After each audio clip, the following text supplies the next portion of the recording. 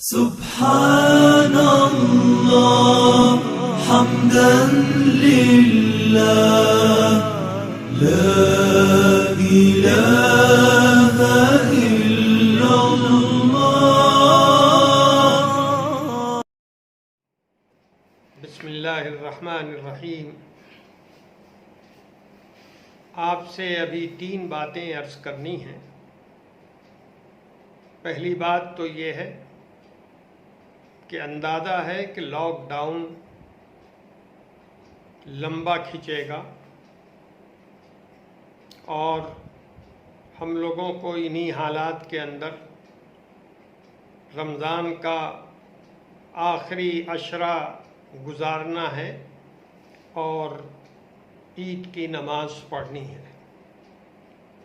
اللہ تعالیٰ کا یہ بڑا فضل ہے کہ اس نے اپنی بے پناہ مہربانیوں سے ہم تمام بھائی بہنوں کے اوپر کرم کرتے ہوئے رمضان کا مہینہ لا دیا ہے اور ہم لوگ اپنی اپنی صلاحیت، اپنی ہمت، اپنے شوق اور جذبے کے تحت اس مبارک مہینے سے فائدہ اٹھا رہے ہیں اور نیکیاں جمع کر رہے ہیں.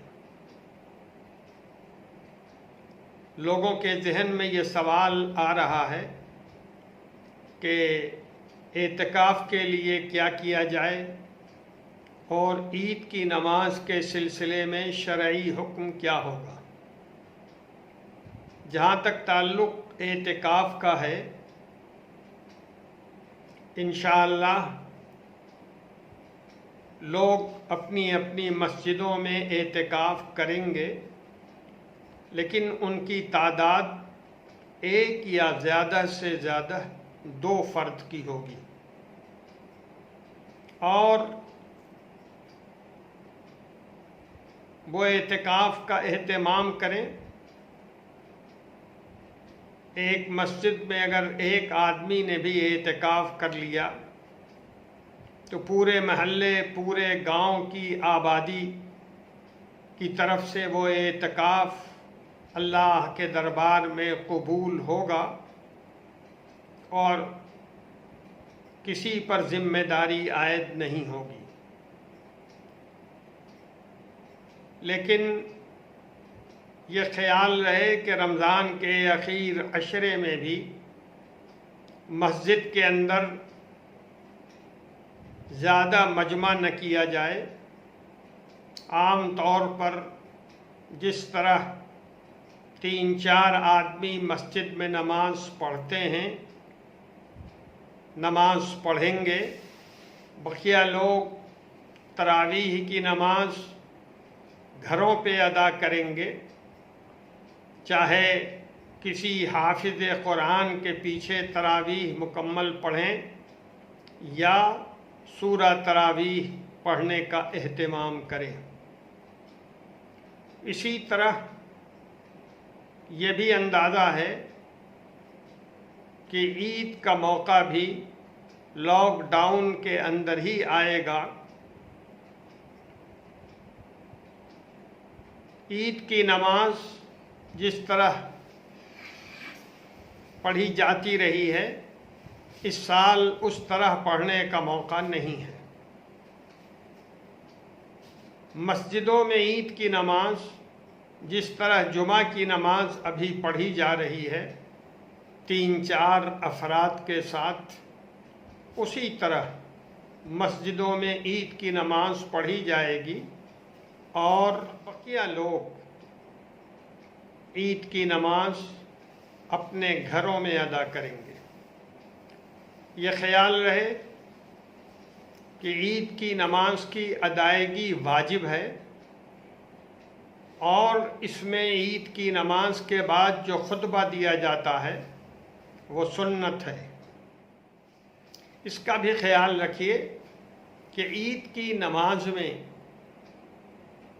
جو کم سے کم تعداد ہے وہ امام کو چھوڑ کر 3 آدمیوں کا رہنا ضروری ہے. اس لیے عید کی نماز جو پڑھی جائے ایک امام اور پیچھے 3 مقتدی ہوں اور نماز ادا کی جائے۔ گھروں میں جو لوگ نماز ادا کریں گے عید کی، وہ 2 رکعت عید کی نماز پڑھیں گے اور 2 رکعتوں کے بعد امام صاحب خطبہ دیں گے، چاہے وہ کسی کتاب کو دیکھ کر خطبہ دیں یا کسی کاغذ پہ خطبہ لکھا ہوا ہو اس کو دیکھ کر دیں یا زبانی خطبہ دیں، انشاءاللہ وہ خطبہ معتبر ہوگا۔ لیکن اگر کسی گھر میں ایسا کوئی آدمی نہیں ہے جو خطبہ دے سکے یا خطبہ پڑھ سکے، تو پھر 2 رکعت عید کی نماز تکبیرات زائدہ کے ساتھ گھر میں پڑھی جائے گی، اور چونکہ کوئی خطبہ جاننے والا پڑھنے والا موجود نہیں ہے، اس لیے بغیر خطبے کے نماز ادا کی جائے گی۔ اور اگر عید کی جماعت کی امامت کرنے والا بھی گھر میں کوئی آدمی نہیں ہے، تو ایسی شکل میں گھر کا ہر آدمی 4 رکعت نفل نماز ادا کرے گا، جس طرح چاشت کی نماز پڑھی جاتی ہے۔ لیکن یہ بات ذہن میں رہے کہ یہ عید کی قضا نہیں ہے، بلکہ یہ اللہ کے دربار میں سر جھکانا ہے، جس میں فائدہ ہی فائدہ ہے اور اس کا پڑھنا مستحب ہے۔ دوسری بات جو مجھے آپ سے عرض کرنی ہے وہ یہ ہے کہ اللہ کے فضل سے آخری عشرہ رمضان کا کل شام سے شروع ہو جائے گا، چاہے گھر میں ہوں چاہے مسجد میں ہوں، نماز کا پورا اہتمام کریں ہم لوگ، اور تراویح بھی گھر میں پڑھیں، اور اللہ تعالیٰ کے سامنے سجدہ ریز ہو کر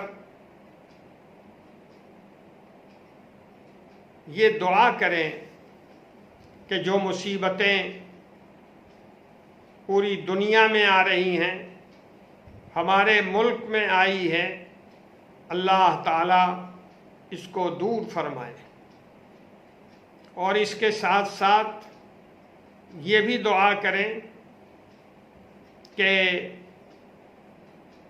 NPR اور NRC کے جو واقعی خطرات ہیں، اللہ تعالیٰ ہم لوگوں کو ان سے بھی دور رکھے اور ظالموں کو ظلم کرنے کا موقع نہ ملے۔ ہمیں اس کی بھی دعا کرنی چاہیے کہ اللہ تعالیٰ مسجدوں کے دروازے ہم لوگوں کے اوپر کھول دے۔